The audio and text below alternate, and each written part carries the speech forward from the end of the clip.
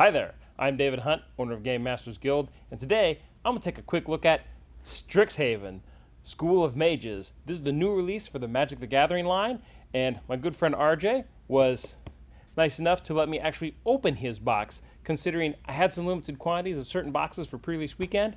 So since I didn't have mine to crack open, he let me open his. And I just want to give a quick shout out to RJ for letting me crack his box. So let's go ahead and crack this box and see what he's going to get. I bet he's going to be real excited. Yeah, StrixHaven. Let's check it out.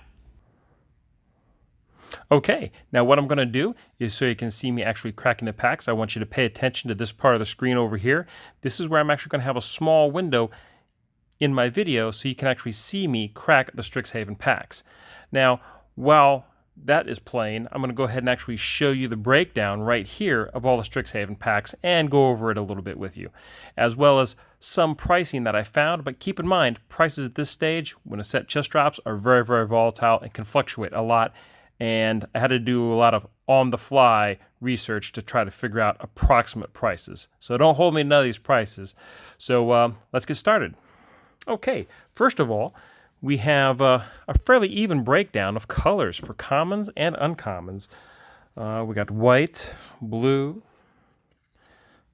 black, red, and green, all clocked in anywhere between 25 to 30 cards for each color. And then I got about 4 times that in all the multicolor cards. And what's cool about the multicolor cards I like is hybrid cards. I always loved the hybrid cards. I thought they were pretty cool, and I liked it when they first came out. Also, too, lots of foils. That's what I like about this. Lots of foils in this one. They always look so good in the deck. And also, some low-cost legendary creatures for your commander decks, like Dina, Rutha, Zamone, and Killian.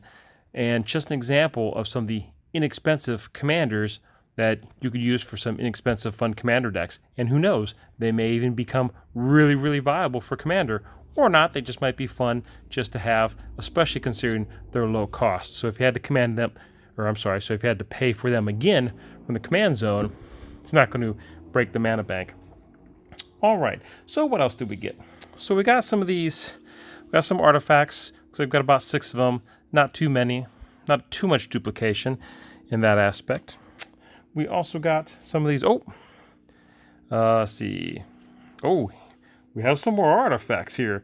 And actually, yep, there we go. I didn't have my whole artifact stack there. So I had a little bit more duplication than I thought. What's that there? Probably about 12 or so, 12 or 15. 1, 2, 3, 4, 5, 6, 7, 8, 9, 10, 11, 12. Yeah, about 14 or 15 artifact cards. We've got some colorless cards, and these ones right here are actually lessons, and you can cast them normally, or other cards have effects that allow you to get these lessons that look like from going through some of the other cards real quick.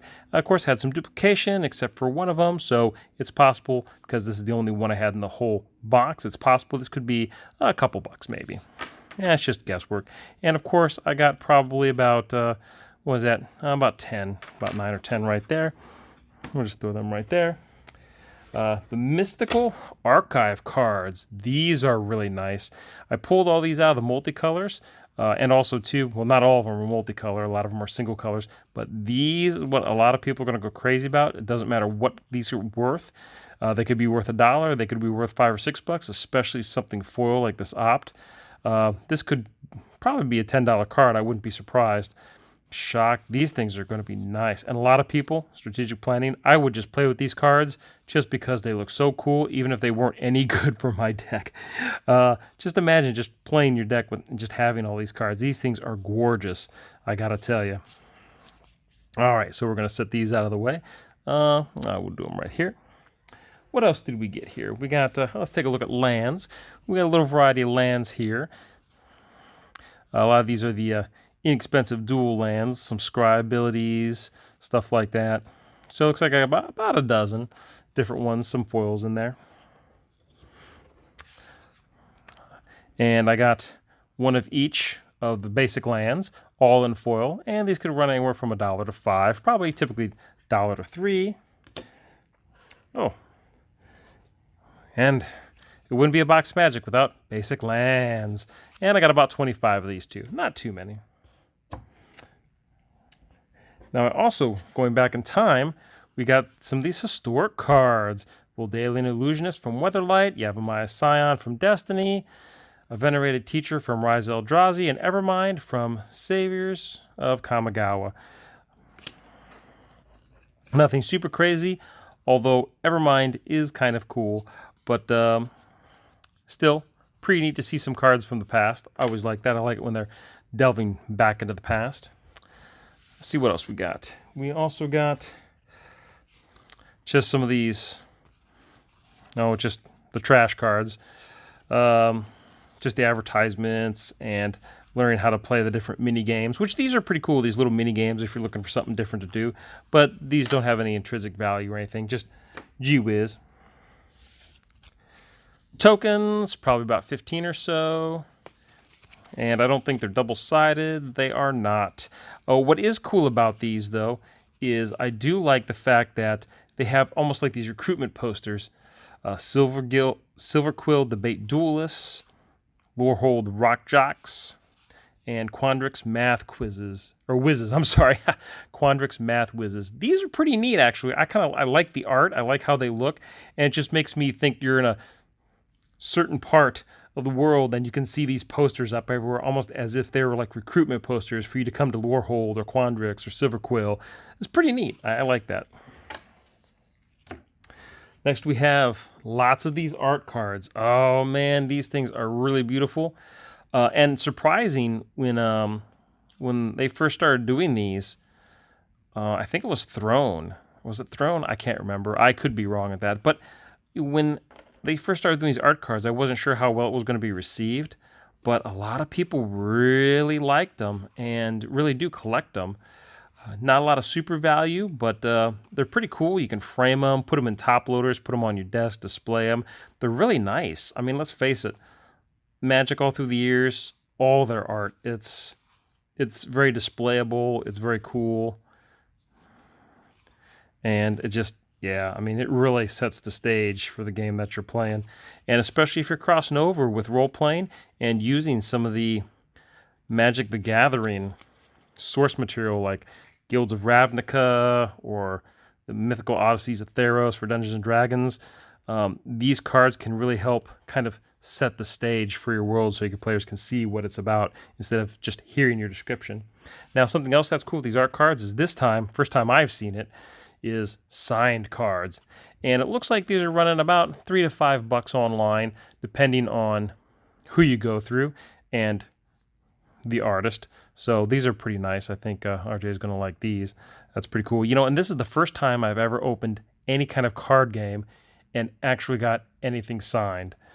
Well, I mean, they're not mine, but it's the first time I ever opened a card and was like, whoa, or a pack, and I was like, whoa, look, a signed card. That's cool. And they're the gold signatures that are stamped on there. They look really nice. So these are pretty cool. All right. So that's all of just the basic mainstay stuff right here. Again, I didn't really price anything, just because, again, prices are all over the place. Foils, typically, a lot of times, they can be a lot more than just their regular non-foil versions. Sometimes it's the same price. Sometimes it's 2 or 3 times the price. So you could have a $1 card that's suddenly $5 or $6 very easily as a foil. And then you could always have that one that everybody's just got to have, and suddenly it jacks up to $50. So we're just going to have to wait and see what happens with all these cards and all these prices. Now, let's go ahead and take a look at the rares. So let's clean this up and take a look at the rares. Okay, so first up are the dollar rares. Looks like we got 1, 2, 3, 4, 5, 6, 7, 8, 9, 10, 11, 12, $13 rares. Not too much duplication. Manifestation Sage was the one that got duplicated there. So there we go. Small little stack of dollar rares right there. Let's see what we got next.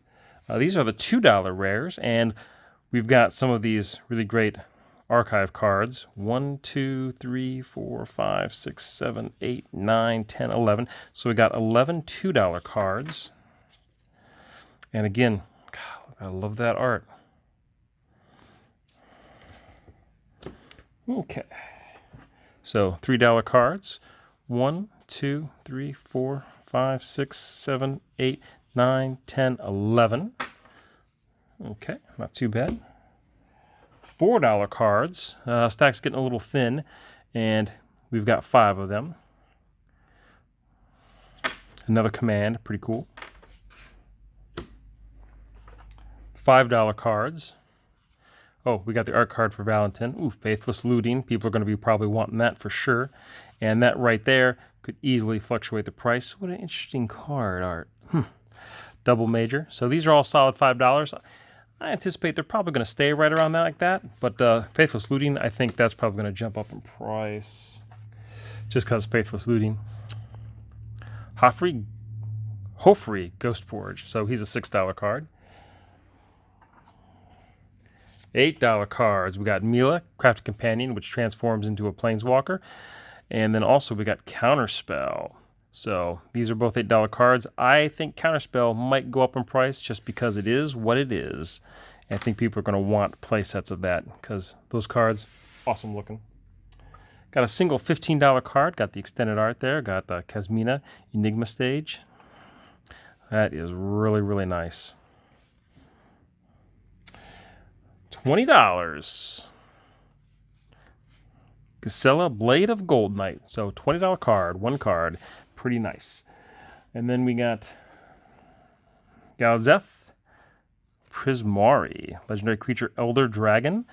And that's hovering right around $25. Now, this is not all. I'm not done. There's still a couple more cards I'm going to show you. First up is the Fairies Protection. Not just 1, but 2. And these are running $35 each. So right there, you got about $70, maybe even 80. That is, that's pretty nice. And to get 2 of them like that, if they were foil, they'd be outrageous. And last but not least, Inquisition of Kozilek. This guy right here, this foil version of him, he's running anywhere from, I've seen him from 60 to $100. You could probably offload this guy easy for $50 if you really had to, but I'd hold out for a little bit more. If anyone plays Inquisition, they're going to want these, and they're going to want them in foil, and they're going to want that sweet, sweet art. I mean, that thing's amazing. So even if we average this out, say 75, these two right here we got, let's see, what do we got here? 75 plus another 70-ish. So you're looking at about 150. We just kind of round up a little bit, give or take. So just between these cards, that's $150 right there. 150, 170, 200, it's 215, 230 approximately, not counting all the rares. And then, of course, the commons, uncommons, and the signed art cards and all the tokens. So I think all in all, a pretty nice pull, considering it, set booster box. And we got some really nice stuff, some dupes. And what's nice about getting a duplicate of something cool like the Fairies Protection, sell one and keep one. Very nice. Plus, again, the market is very volatile. There's no telling what these cards are going to do over time, especially as other sets come out.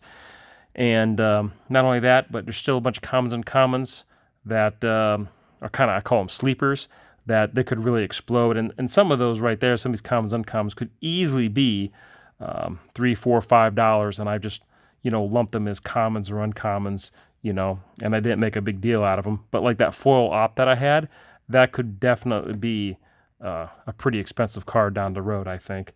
Just because it is opt, a lot of people play it, and that alternate art in foil is gorgeous. Absolutely. So I think that's something to watch out for. All right. So I hope you enjoyed the opening of StrixHaven School of Mages. Again, thank you very much, RJ. I hope you enjoyed your pulls. And let's go ahead and wrap it up. That's StrixHaven. All right. I hope everybody liked my look at StrixHaven School of Mages.